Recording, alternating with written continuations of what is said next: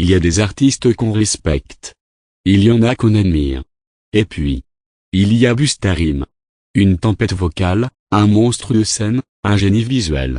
À lui seul, il a redéfini ce qu'un rappeur pouvait être. Voix explosive, énergie hors du commun, clip digne d'Hollywood, et une longévité que peu peuvent revendiquer. Aujourd'hui, on va te raconter l'histoire d'un ouragan venu de Brooklyn, qui a bousculé les codes, électrisé les micros, et marqué pour toujours l'histoire du hip-hop mondial. Chapitre 1, de Brooklyn à la fureur. Trevor T.M. Smith Jr., né le 20 mai 1972, dans les rues de Brooklyn, New York. Fils d'immigrés jamaïcains, il grandit entre le feu des rues américaines et le son du dancehall caribéen. Très jeune, il déménage à Nyondale, dans le Long Island.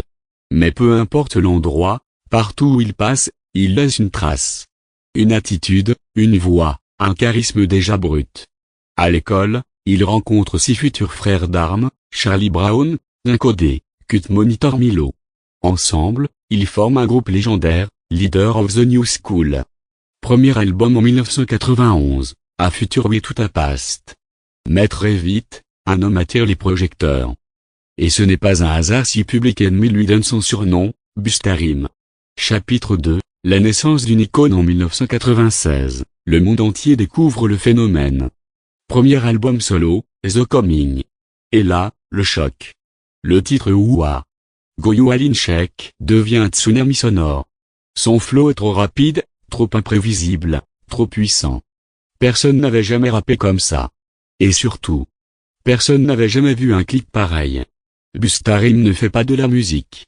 Il fait du cinéma sonore. Il transforme chaque son en expérience visuelle. Suis When Disaster Strike. En 1997. Puis Extinction Level Event en 1998. À chaque sortie, c'est un raz-de-marée. Il parle de fin du monde, de chaos, d'espoir. Mais toujours avec ce style à lui, incendiaire, brutal, spectaculaire.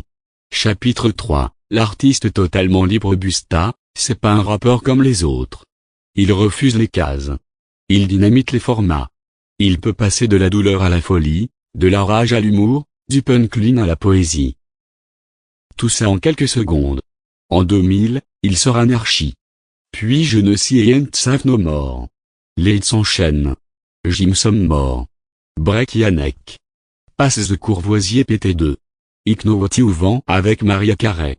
Il enchaîne les collaborations avec les plus grands, Janet Jackson, Eminem, Na, Q-Tip, Dr. Dre, Missy Elliott. Tous veulent poser avec lui. Parce que personne n'apporte autant de feu sur un morceau. Chapitre 4, une carrière qui défie le temps au fil des années, beaucoup tombent, beaucoup s'effacent. Mais Busta Rhymes reste debout. Toujours plus fort, toujours plus affûté. Il expérimente. Il joue avec les styles. Il tourne dans des films. Il continue d'éblouir en concert. Et surtout, il ne ralentit jamais. En 2020, il revient avec un projet monumental, Extinction Level Event 2, The Wrath of God. Un album dense, réfléchi, mature, où il livre ses combats personnels, ses colères, ses visions du monde. À plus de 45 ans, il rappe plus vite que les rookies. Il les enterre, même. Conclusion, une légende vivante. Busta Rhymes, c'est plus qu'un rappeur. C'est un élément naturel. Une détonation contrôlée. Une voix qu'on n'oublie jamais. Il a traversé 4 décennies sans jamais perdre la foi, sans jamais trahir sa mission, secouer le monde. Faire trembler les murs. Redonner de l'âme à la musique. Dans une industrie qui change tous les mois, il est resté fidèle à son ADN, tout en innovant sans relâche. Busta Rhymes, c'est un rappeur visionnaire. Un artiste complet.